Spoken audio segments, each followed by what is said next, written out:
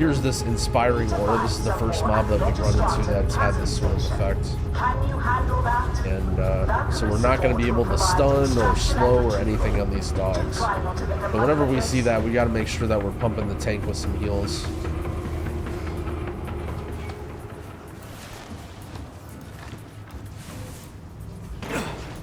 Because he's not going to be able to run away nearly as easily. You see something, fragging, call it out, yeah? Ready and kill shots!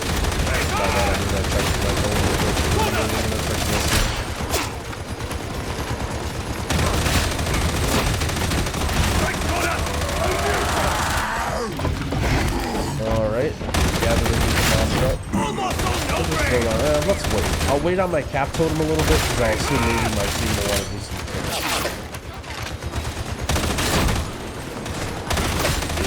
Got a lot of great damage coming up. We can use our ascendants. We can also use our ruby too, just to boost our crit a lot during our ascendants. Boost our gaze up a little bit more. Now we can turn on the cap totem a little bit later on, once everyone's kicks are used, hopefully. There's that siphon life. I gotta be quick to dispel. And we're off. We gotta take down these 3 shards, and then we can just basically go through the boss fight and take care of all the bosses. Now I'm doing my best to try and aid in doing some DPS here because I'm trying to push my own key up, and my goal is to get a +2 on the key.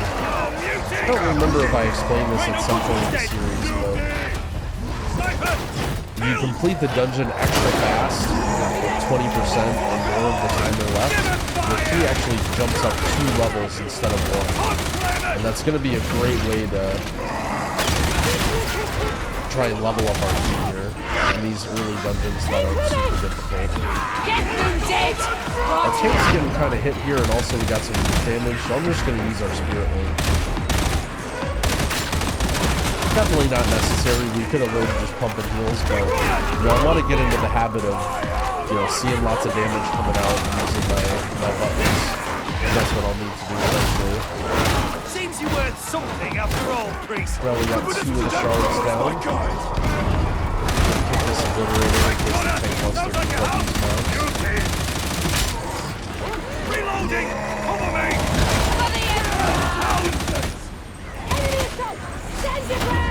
Hit this guy again. Yeah, it is inspiring, but there's only a few of the mobs.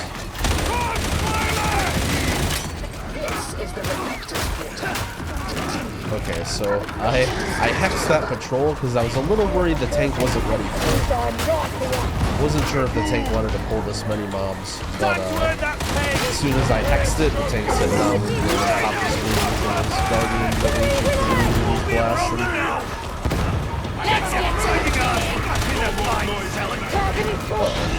So we got loyal beasts. I could have maybe tried to stop it, but it's a little bit of a difficult cast to stop for our abilities. We're only doing +6s, so we could try to stop that. That's maybe for a later dungeon. But our tank is doing a great job running away from the bears when they enrage, which is like sort of how the mechanic is intended, I think.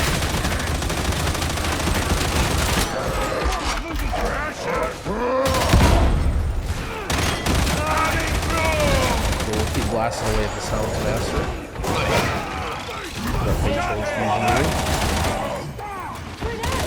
I'm not using my ruby enough. I'm not used to watching for it since we just got it. But ideally, using our ruby right before our Fate Transfusion will be good because it'll boost up our crit a lot and help the damage of it even more.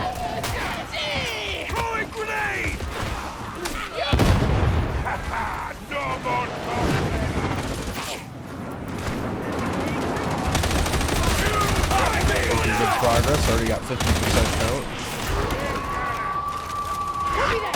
And we'll save our tank here. So, so our tank used the Vendor Shield. Prop Paladins actually have a lot of kicks that they can use.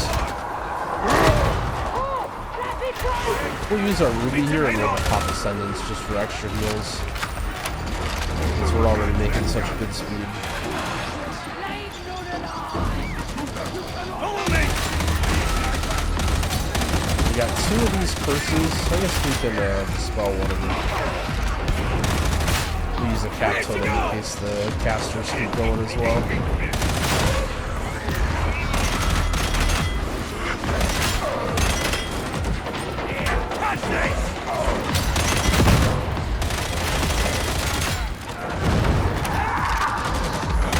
Drop the healing rain, even though it's not super useful. You can see our warlocks back there. Some of our guys down there. Maybe it wasn't the best healing rain, but that's okay. Don't always have to be super efficient in every spell. Dungeon actually seems pretty reasonable on Inspiring. Not too much different stuff.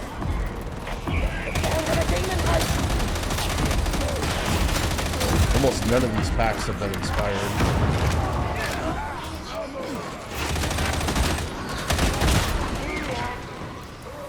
The beneficent Emperor shows the way. And our tank's actually doing a lot of damage. I'd love to see that. We're blazing through, but now we're on to the tyrannical part. Looks like our team knows what's going on here. And we don't quite have bloodlust, but we can still bloodlust in second loss anyway. We're not super bummed about not having bloodlust here. This guy can be pretty easy.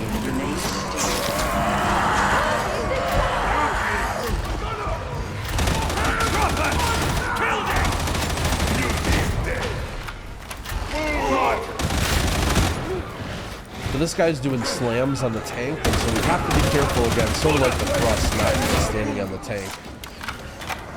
We're doing some moving around here, so I'll pop our Spirit Walkers in case we need to do some healing while we're moving around.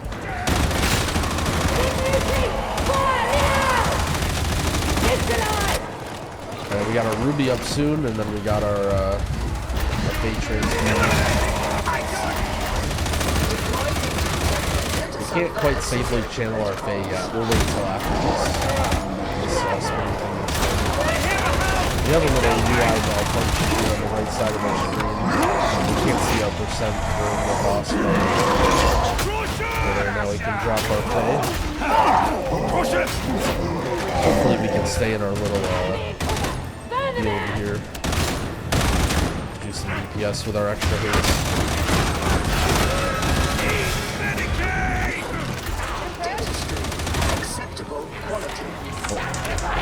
Too soon.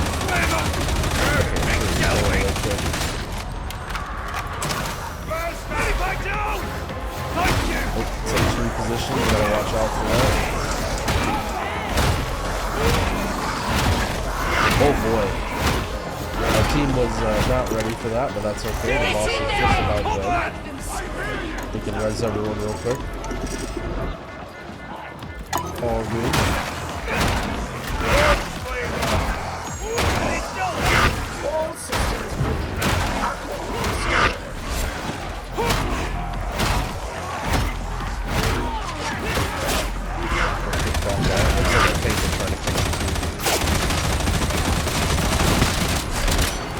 A little bit chaotic here. People are still having low health, mobs running everywhere, but just gotta stay calm and be patient. Everyone kind of fends for themselves. Now you can see we have this inspired ankle biter and then this caster. We can't kick him. He's just bolting away at our tank. Now we do have a rogue with Shroud.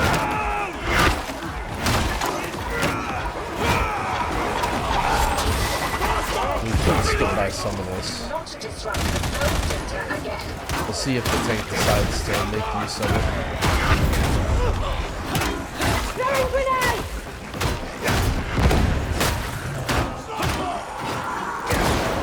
Using our Fate Transfusion, just blasting it.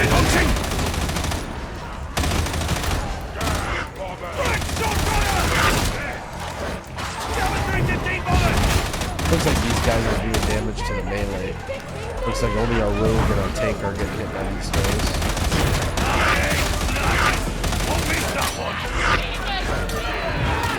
You have Shroud. Now we can use Shroud and move through this area much more safely. technically, we can take this shot and run through the dungeon, or run through this part. That's sort of what our tank intended, but Shroud makes things a bit safer. Now we can pop Bloodlust on this guy. It didn't matter so much that we couldn't Bloodlust the last guy.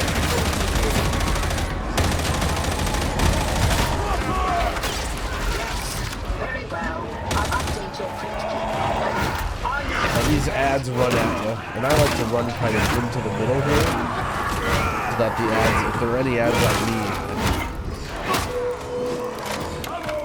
that they'll run into. Oh, that's what I was looking for. But they'll run into the boss, so just kind of figuring out the situation here. I like to run the ads into the boss, that way the team can cleave down the ads. So it can be a little bit annoying if the ads are kind of scattered everywhere.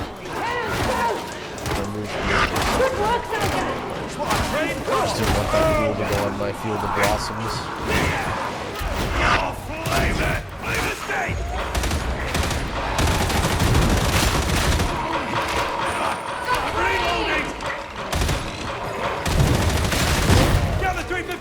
Okay, so here comes the ad spawns, so we're going to kind of run in. Seems like lots of damage we're taking, so I'm going to pop my ascendants. I see this guy out here, so I'm going to interrupt him. Help all these mobs gather together.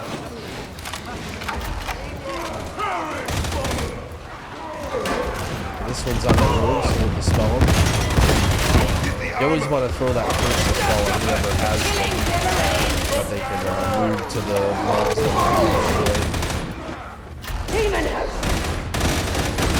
Alright, so our tank is just going. This is going full speed. These guys are going to be inspired, so we're not going to be able to help our tank out at all here. We'll throw down a healing tide just to get everyone top heals. We'll mostly want to pump heals into the tank. Now I'm looking at my buttons already, and I do have Spirit Link. So in an emergency, we can use Spirit Link to help our tank out here. Yeah, I might be able to use that. Bear's in rage, and it looks like he's getting the heck out of there, but you can see how much harder it is for him to run away. I think I kind of saw that one coming. These bears are scary. Holy moly. Don't release.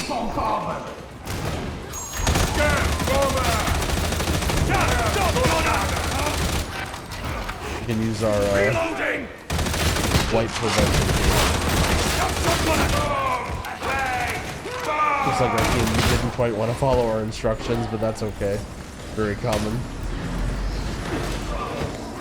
One problem with this dungeon is the respawn is all the way at the beginning. So if you do happen to release, it's a long walk back. And remember, we're trying to go through this dungeon quickly to get our +2.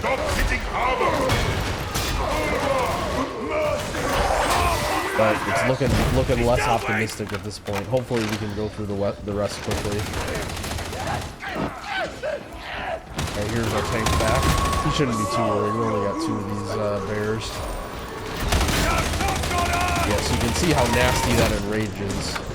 And I could have been a bit faster. I could have been quicker with like a slow totem or a cap totem to try and catch the bears as they ran out of the inspiring. I'm not sure. You can see, nothing wrong with it. Sometimes you wipe in dungeons, it's alright. We need you, Another inspiring pack, so it looks like this is where the scary inspiring stuff is. I'm gonna kind of hide back here. I'm just gonna drop Spirit Link because I can't see anything. It looks like there's stuff going everywhere. Forgot to use our Ruby again.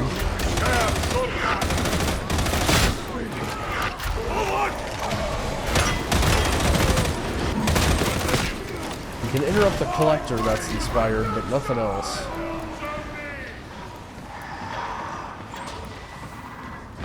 Once he's taken care of, the rest should be easy. Precision fire underway!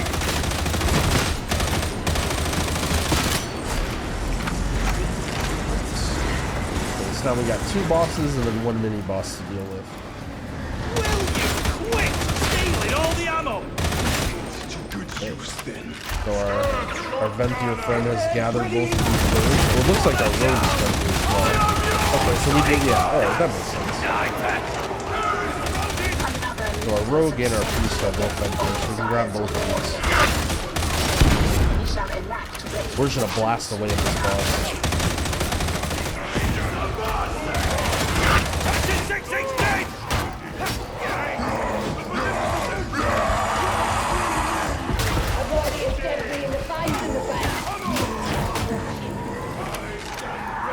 These birds are doing a lot of damage. Our priest is doing a lot of damage. Our rogue is doing a lot of damage.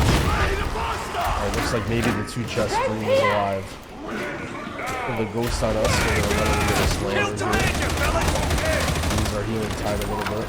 Starting to fall behind. The rage of life! Of course!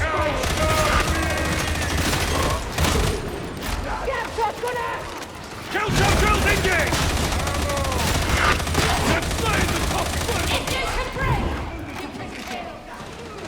Thanks! We still have our warlock health sticks too. I forgot about those. Sometimes I forget to use those. Very often I forget to use those. Just because I'm not used to playing with a warlock. Sound eliminated! In an emergency, we can throw those down. Oh, thank you!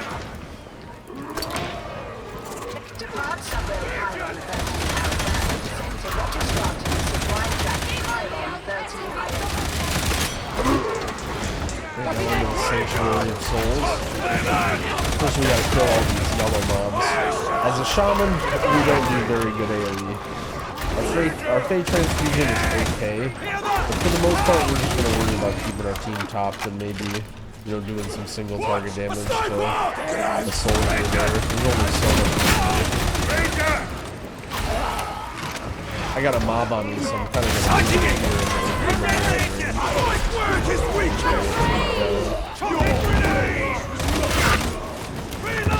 This mini boss will keep healing off of these yellow mobs. We have to essentially kill all the yellow mobs before we can start damaging the boss. We have our ruby and our Fey Transfusion. We're looking good at this point, so we're just gonna send them. Looks like we'll be able to get all the other guys down in time.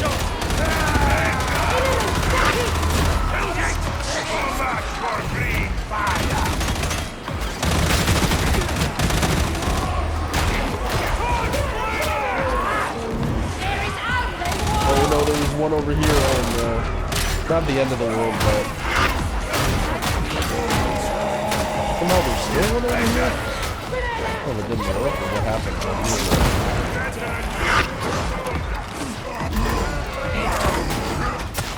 We got plenty of time. Looks like a +2 is within reach. We'll have bloodlust. The very end of the dungeon as well. Ammo, come on! Thank you! Maybe we could have even gotten a +3 if we had not had that mishap on theirs, but it's all good. No complaints here. Down to the boss.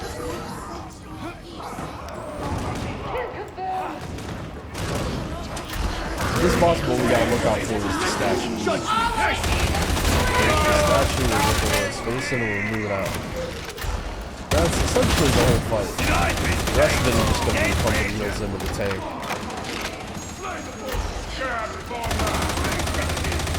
Looks like our teammates maybe don't have the same priorities, but that's okay.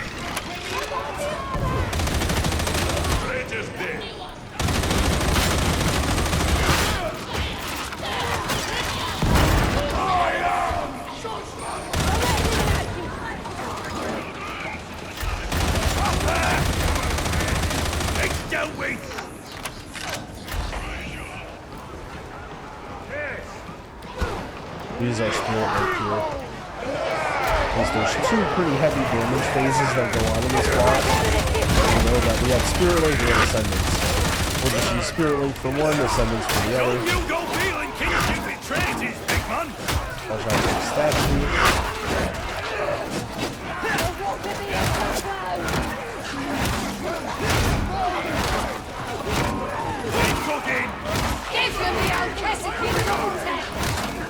Not too bad.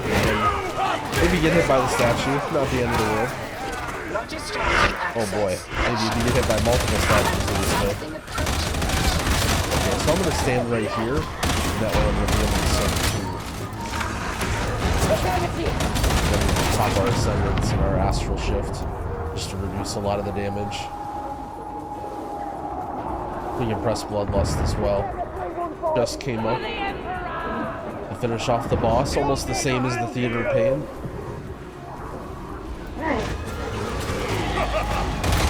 There's a ruby in our phone. It's looking good. Hopefully we should get away from the sword from this too. Forgive me, beneficent Emperor. There it is. Plus 6 halls. No loot, unfortunately. Alright, let's see what we got. An 8 Sanguine Depths. Oh boy, this is gonna be... 8 Sanguine Depths is gonna be challenging to heal, but it's also gonna be a full load score.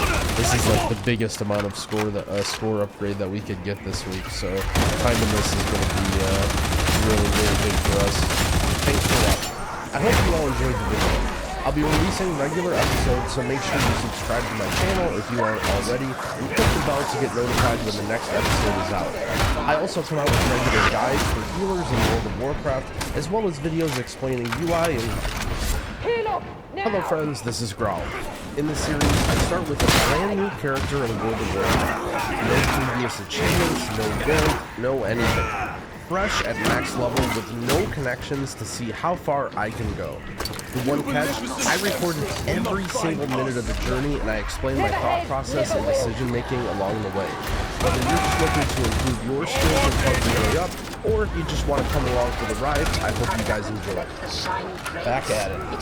Maybe it's a bit optimistic having to play 2 chests and 8 for our Sanguine, but this will be our biggest key yet. Here's our breakdown. Pretty typical for healing breakdown as well. I think I mentioned trying to remember showing those and then I never do. I apologize for that. Oh, it's a tank. Oh, it's another tank. This guy's got 991 score. We're definitely taking this guy. To find a tank with 1,000 score, we're making this group a lot easier. Hopefully he doesn't see our item level and leave. Oh, and we have a 3-stack. Do we take this 3-stack? Yeah, let's do it. Let's do it. What's the worst that can happen? Yeah, we filled up a group at least. I don't know what they're doing here, but I didn't think it would be that easy. I mean, pushing the key up is the way to get score. We did what we could, honestly. We did what we could trying to get easy gear, but the gear is no longer going to be easy. Maybe we could buy a couple auction house pieces. We can get 220 or 200 pants, 200 chests or something like that. We could do Porthia. We could do Gorgash. And, you know, if you're a newer player, if you're less experienced or less confident, nothing wrong with that. Get a 10 or an 11 done or something. Also, when we get this piece, this will be a big power step too. We're praying. There's some really, really good raid pieces we're gonna get. We gotta be as polite as possible before they realize that we're 209 item level. Now, sometimes you learn that when you invite a group of friends, they're more likely to place the blame on you when things go wrong, let's say. But we have to be on the lookout for that, you know? If we invite a 3-stack or a 4-stack and then they decide to gang up on us, that's just the price that we pay. But, you know, they're never gonna blame each other. If something goes wrong, chances are they're blaming the healer. So we're kind of already mentally prepared for that, if that makes sense. And it's totally okay if things go wrong and they blame us. We got some mage from playing Hunter. Kind of sounds fun. Maybe if I do another one of these series and I want to play something else, I might play Hunter. Having like a big old pet sounds pretty cool. I don't know why. I'm just looking at this guy's pets and I'm just like, this looks pretty cool. Alright, we'll give him the ready check. We'll pass through to the tank. You can see my standard practice in dungeons. We don't always see everyone else doing this, but that's what I would consider etiquette. Just doing a ready check, getting everyone ready, then doing a countdown timer, putting the key in, and then passing into the tank. Alright, so we've never done an 8 before. This is our highest key yet. And it's inspiring, so again, we're gonna use our ruby here because we remembered. We'll drop our Fey Transfusion. These guys are inspired, so our tank won't be able to run very well, so we want to keep them top as best we can. Oh man, our team's blasted. Look at all that damage. Alright, so here's our next affix. So now we're into a +8. This is the first dungeon that's had 2 affixes, or rather 3, I guess, if you count tyrannical. And now we have quaking. So on top of... Did we do a 7? No, we've never done a 7. So once you get to level 7, now there's 2 or 3 affixes. So not only do we have to deal with tyrannical and inspiring, but also now we have quaking. And you see this timer here in the top right. This is a weak aura. And a weak aura is like a custom UI modification. I talked about it briefly. And you can see how it's giving me warnings about the quaking. The quaking happens on 20-second intervals. It doesn't happen all the time, but when it does happen, it will be on a 20-second interval. And so it gives you a heads up that that quaking is going to happen. But what does the quaking do? So when the quaking happens, it creates a circle around your character, and if you're casting a spell when that circle ends, it will just interrupt you and lock you out of casting spells. So for a class like Shaman that has to do a lot of casting, it can be pretty challenging.